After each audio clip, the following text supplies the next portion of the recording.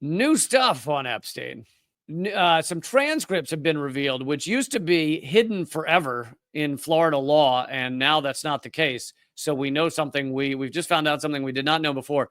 Prosecutors knew about Jeffrey Epstein, that he had raped teenage girls 2 years before his plea deal in the mid 2000s. For those of you who need a quick refresher, there was the time where Jeffrey Epstein was arrested and then he committed suicide with a paper t-shirt. There was that time when he was arrested. There was another time well before that. Was it 2006 or 2000? Yeah, 2006. Well before that, when he was arrested for underage prostitution at minimum. He was brought up on federal charges. This is in Florida. And they gave him the craziest plea deal you've ever heard in your life. I mean, if it's underage, then it's by definition rape. And they give him a plea deal that not only is a short amount of time, not only is a tiny meaningless fine to someone with a lot of money, but on top of that, he was allowed to leave the prison to go work at his office. Which is the most insane plea deal I've ever heard. Come to prison for a little while, couple hours, put in a couple hours here or there, and then go home and to your office and go do work, whatever.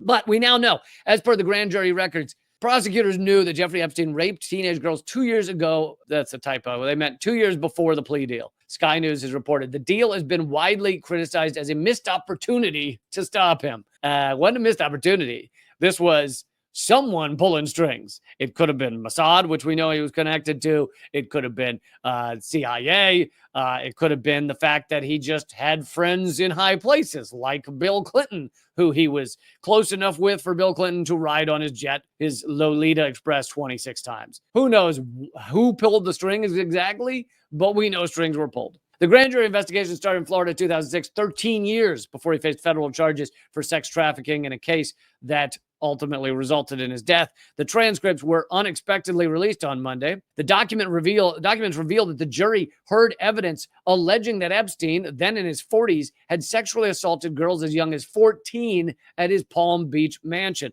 One victim said that the late pedophile pleasured himself in front of her in the mansion. She also said that Epstein had used a sex toy on her. Another victim said that Epstein raped her before she turned 18. All this horrific shit.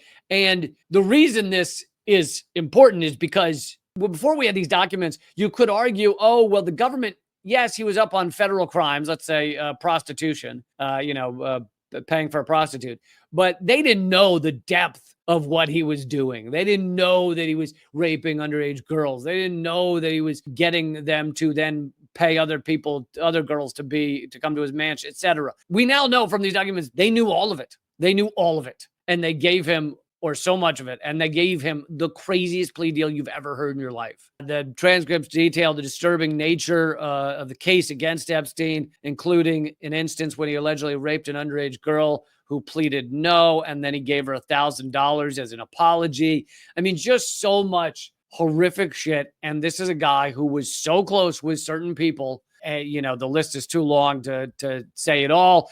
Also, Donald Trump, before he won the presidency, there was a lawsuit by a girl in New York claiming she was raped by Donald Trump at a Jeffrey Epstein party.